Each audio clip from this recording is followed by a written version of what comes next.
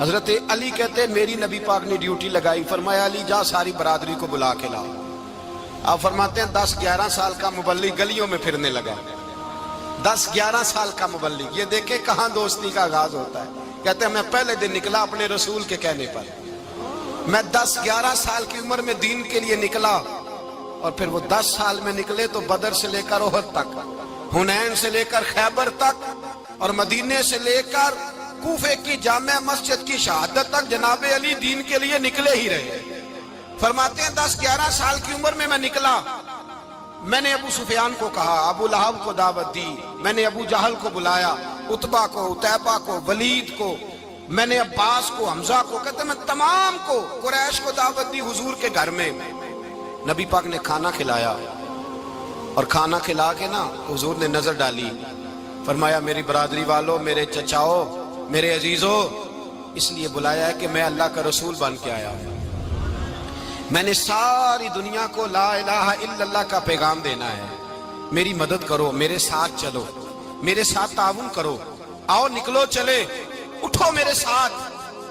کہتے کھانا کھاتے وقت تو گفتگو سارے کر رہے تھے، اس وقت تو پرجوش تھے، چوری کھانے وقت تو سارے تیار تھے، جب کہا خون دینے کی باری آئی ہے تو چپ کر گئے، خون دینے کی باری آئی ہے تو چپ کر گئے، جسے زندگی ہو پیاری وہ یہیں سے لوٹ جائے، میرے قافلے میں شامل کوئی کم ظرف نہیں ہے، کہا چلو میرے ساتھ اٹھو۔ تو حضرت علی کہتے ہیں حضور ایک ایک کا چہرہ دیکھتے، ایک ایک کو پکارتے، تو چل، پر کوئی آواز نہ دیتا۔ کہتے ہیں جب میں نے حضور کے چہرے پر ہلکی سی پریشانی دیکھی، مولا علی عمر 10 سال 9 سال، کہتے میں نے ہلکی سی پریشانی دیکھی تو میں کھجور کھا رہا تھا، میری نظر پڑی تو میں نے کھجور بھی پوری نہ کی، میں پیچھے بیٹھا تھا، بچہ جو تھا پیچھے بیٹھا تھا، پیچھے۔ کہتے مجھ سے رہا نہ گیا، میں اٹھا، قد پہلے چھوٹا تھا، عمر تھوڑی تھی، میں نے ایڑیاں اٹھا لی، پنجوں کے بل کھڑا ہو گیا، اور یوں دونوں ہاتھ فضا میں بلند کر کے کہا، میں نے کہا یا رسول اللہ یہ نہیں چلتے تو نہ چلے، انا حافظو کا یا رسول اللہ، انا ناصرو کا یا رسول اللہ۔ حضور آپ میدان میں نکلے، جہاں بھی ضرورت پڑے گی علی آپ کی حفاظت کرے گا۔ حضور آپ میدان میں نکلے، دین کو جہاں بھی ضرورت پڑے گی علی اکیلا آپ کی مدد کرے گا، آپ نکلیے۔ حضرت علی فرماتے ہیں 10 سال کی عمر میں اپنے رسول کے ساتھ نکلا۔ آج بڑی بڑی کوٹھیاں پیروں کی، علماء کی، اور جو زیادہ علی علی پکارتے ہیں وہ ذکر کرنے کے زیادہ پیسے اکٹھے کرتے ہیں، وہ بیچتے پھرتے ہیں ذکر اہل بیت، بکتا پھرتا ہے، اور اس قدر زیادہ ظلم کرتے ہیں کہ اہل بیت کا نام لے کر صحابہ کرام علی رضوان پہ تان کرتے ہیں، رسول اللہ صلی اللہ علیہ وسلم کے غلاموں پہ معاذ اللہ تان کرتے ہیں۔ سنو، مرحب مقابلے میں آیا، مرحب۔ حضرت علی رضی اللہ تعالیٰ عنہ فرماتے 1000 کے مقابلے میں وہ لڑا کرتا تھا، میرے مقابلے میں آیا تو کہنے لگا بھتیجے تجھے پتہ ہے میں مرحب ہوں، میں مرحب ہوں، تجھے پتہ ہے کیسے مقابلہ کرو گے، تمہیں پتہ ہے؟ حضرت علی کہنے لگے مجھے تیرا نہیں پتا، مجھے تو اپنا پتا ہے۔ کہا آپ کون ہے؟ فرمانے لگے انا اسد اللہ و رسولہ، مجھے پتا ہے کہ میں خدا کا بھی شیر ہوں، محمد مصطفیٰ کا بھی شیر ہوں۔ تم مقابلے میں تو آ، میدان لگے گا تو پتہ چلے گا۔ جب میدان لگا تو حضرت علی نے ایک ضرب لگائی تلوار کی، زیادہ نہیں، ایک ضرب لگائی، ایک ضرب لگائی تو کہتے ہیں اس کا سر بھی کاٹا، گردن بھی کاٹی، وجود بھی کاٹا، اور اتنی زور سے تلوار ماری کہ اس کے گھوڑے کے بھی 2 ٹکڑے ہو گئے۔ حضور نے کیا فرمایا؟ علی کی تلوار کا ایک وار دان میں، ایک وار علی کی تلوار کا، فرمایا 2 جہاں میں اگر سارے لوگ نفلی عبادتیں کرے تو علی کو اللہ پھر بھی زیادہ درجہ عطا فرمائے گا۔ ساری دنیا کی عبادتوں سے زیادہ درجہ لے گیا ایک تلوار چلا کے، ایک تلوار چلا کے۔ اور جب خیبر کا دن آیا، کئی دفعہ صحابہ کہے فتح نہیں ہوئی، میرے رسول نے فرمایا سویرے میں جھنڈا دوں گا، اور جس کو دوں گا اسے اللہ فتح دے گا۔ حضرت سیدنا ابو ہریرہ کہتے ہیں میں نے کان میں پوچھا، میں نے کہا حضور وہ کون ہے جس کو آپ جھنڈا دیں گے؟ چلے مجھے کان میں بتا دیں وہ کون ہے۔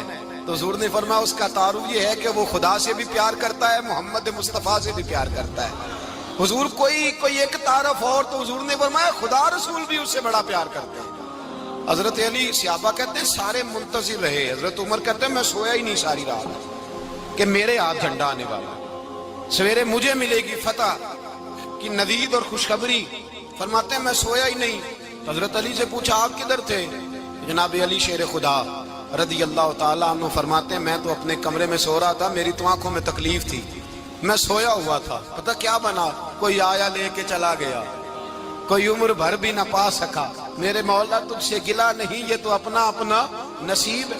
حضور سید عالم صلی اللہ علیہ وسلم نے فرمایا این علی ابن ابی طالب, علی ابن ابی طالب کو بلاؤ.